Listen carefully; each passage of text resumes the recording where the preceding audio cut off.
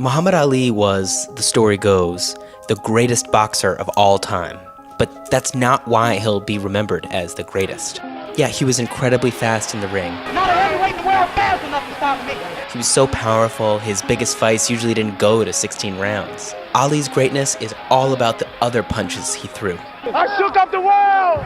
I shook up the world! I shook up the world! He always made boxing about something much bigger than himself. I'm gonna fight for the prestige, not for me, but to uplift my little brothers who are sleeping in concrete floors today in America. For example, listen to the story about after he won the gold medal in the 1960 Olympics. I took my gold medal, thought I'd invented something. I said, man, I know I'm going to get my people freedom there. I'm the champion of the whole world, Olympic champion. I know I can eat downtown now. And I went downtown that day, had my big old medal on and went in the restaurant. So at that time, black things wasn't integrated. The black folks couldn't eat downtown. And I went downtown, I sat down, and I said, a cup of coffee, hot dog.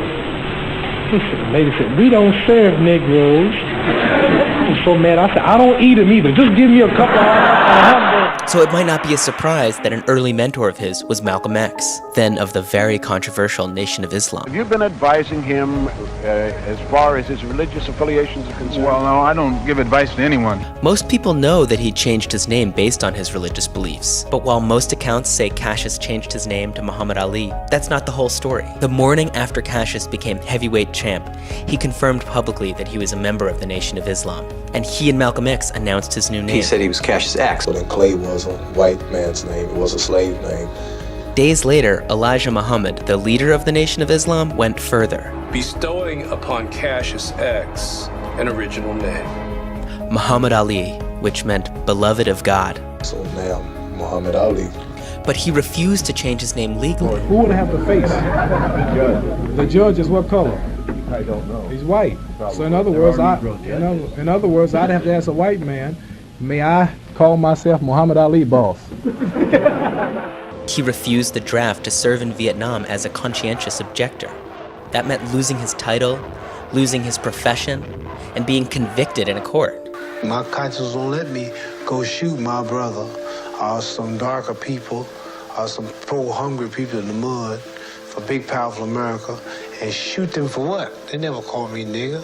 They never lynched me. They never put no dogs on me. They never robbed me of my nationality, raped and killed my mother and father. What, I'm going to shoot them for what? How am I going to shoot them? Just take me to jail. But his moral stand brought him into the civil rights movement. He befriended Martin Luther King Jr. despite their religious differences. What did you discuss back in the hotel room? Nothing, just friends, just like Khrushchev and Kennedy. United against oppression and the war. As Muhammad Ali has just said, we are all victims of the same system of oppression. And even though we may have different religious beliefs, this does not at all bring about a difference in terms of our concern. Still brothers. Do you share the same concern that Muhammad has for his draft status? Oh, I certainly do. My views on the draft are very clear. I'm against it. And he took his case of conscientious objection to the Supreme Court. I haven't burnt my own draft record. But what I'm doing is legal. This is why I believe I'll receive justice in the higher courts. You can deny the draft on any grounds, but you'll have to go to court. It's law. If you lose, you go to jail, which I said I do. My fight is legal. Most people who objected to the Vietnam War avoided the draft however they could, burning their draft cards or using a complicated series of deferments like future President Bill Clinton did. But if you notice, I'm been the most persecuted. I'm not allowed to work in America. I'm not allowed to leave America. Home of the brave, land of the free. Are there times when you miss being heavyweight champ of the world? No, they miss me. I know that. No, I don't miss it. I'm not missing it. He won that case, and when he returned to boxing, he didn't stop shaking things up. The Viet Cong are not all bad, but America's still dropping bombs. In Hiroshima, Japan wasn't bad, but she still dropped the bomb. In Korea, they wasn't bad, but they still dropped the bomb. So now I'm going to forget the 400 years of lynching and killing and raping and depriving my people of freedom, justice, equality, the first fire, last high, the lowest of low, last respected. And I'm going to look at 2 or 3 white people who are trying to do right and don't see the other million trying to kill me. He used these media appearances over and over to try to promote living a moral life. As you know, in this country, a black athlete or entertainer has a lot of influence. Some of them promote wrestling, some of them make movies.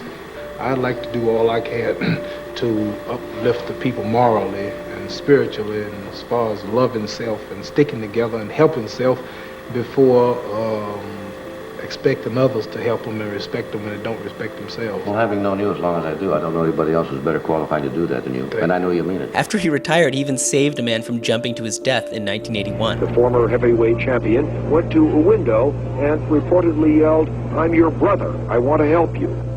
Recognizing Ali, the man finally opened the fire escape door, and Ali approached him on the ledge.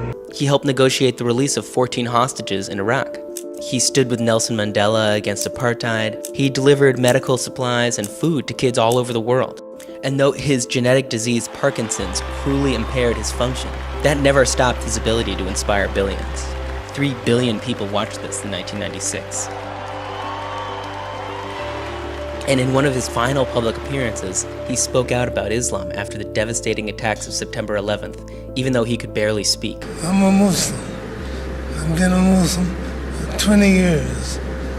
And I'm against killing, violence, and all Muslims are against it. I think that people should know the real truth about Islam. You know me, I'm a boxer. I'm called the greatest of all time.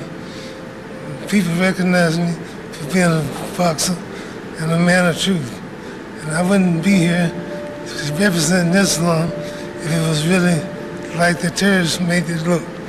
I think that all the people should know the truth and come to recognize the truth, because Islam is peace against killing, murder, and the terrorists and the people doing that in the name of Islam are wrong. And if I had a chance, I'd do something about it. And last fall, when he could no longer speak, he wrote a statement against comments from Donald Trump that lumped the actions of a few murderers in Paris and San Bernardino with 1.5 billion Muslims around the world. He said, quote, "Speaking as someone who has never been accused of political correctness, I believe that our political leaders should use their position to bring understanding about the religion of Islam and clarify that these misguided murderers have perverted people's views on what Islam really is." Ali was a fighter, but I don't think his muscles are really the part that we care about. And it's not what he cared most about either. Boxing is just to introduce me to the struggle, but my main fight is for freedom and equality. And money don't really mean nothing, because I proved that when I gave up the title, not knowing if I'm coming back or not for 4 years. So those gloves he wore represented a lot more than physical punching. And a pair of his have been in the president's private offices the past 8 years. For this fight, I've wrestled with alligators. I've tussled with a whale. I done handcuffed lightning and put thunder in jail. You know I'm bad. I have murdered a rock. I injured a stone. And I hospitalized a brick. I'm so bad I make medicine sick. I'm so fast, man, I can run through a hurricane and don't get wet. When George Foreman meets me, he'll pay his debt. I can drown a drink of water and kill a dead tree. Wait till you see Muhammad Ali.